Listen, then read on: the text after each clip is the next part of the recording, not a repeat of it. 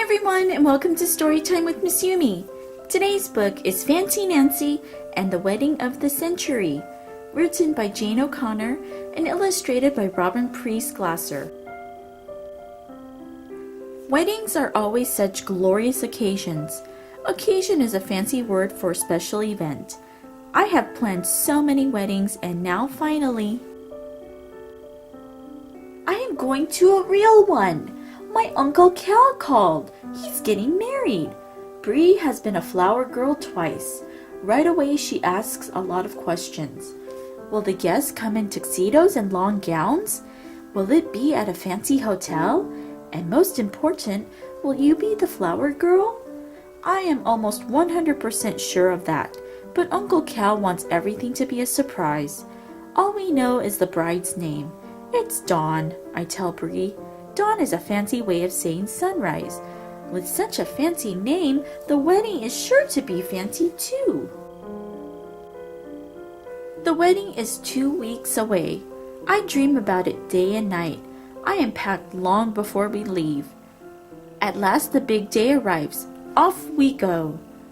I may shut my eyes for a moment or two to get a little beauty rest. Ooh la la! We arrive at the hotel, and I cannot believe my eyes. It looks like a palace. A palace is even bigger than a castle.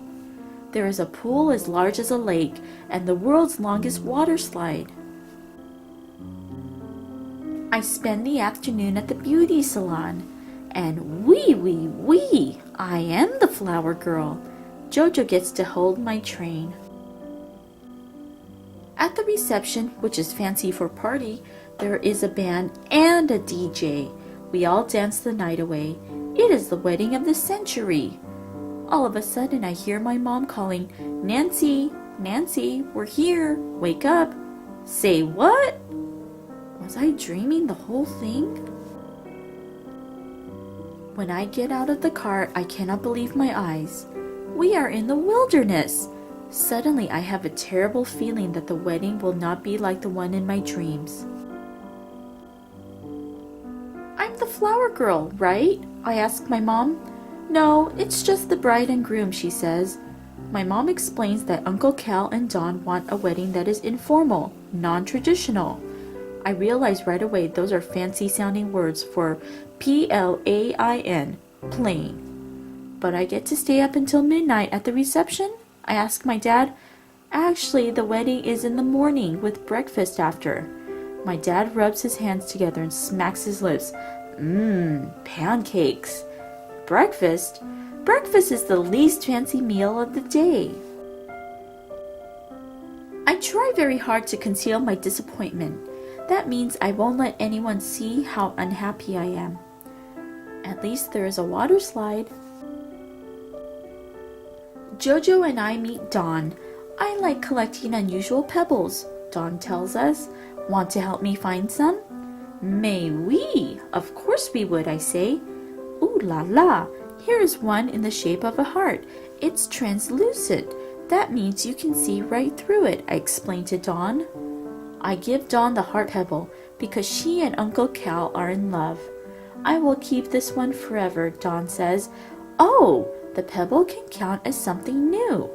Dawn explains that brides like to have something old, something new, something borrowed, and something blue on their wedding day. It's a tradition. But our mom says the wedding is non-traditional. I say, you're not doing the usual things. Dawn smiles. That's true, but I like this tradition, and all I need is something borrowed. No problem, I say. I can let you borrow something. Dawn comes back with us to our cabin. I find something absolutely perfect for her. That night there is a party.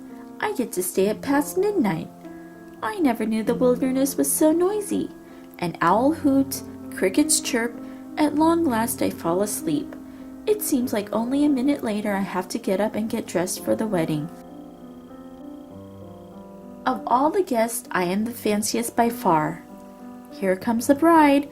Dawn is beyond beautiful. She is exquisite, breathtaking, ravishing. Can you guess what she borrowed from me? During the ceremony, we all weep a little, because that is what you do at weddings. It's a tradition. Uncle Cal and my new Aunt Dawn kiss just as the sun is coming up. I've changed my mind. There's nothing more glorious than a non-traditional wedding.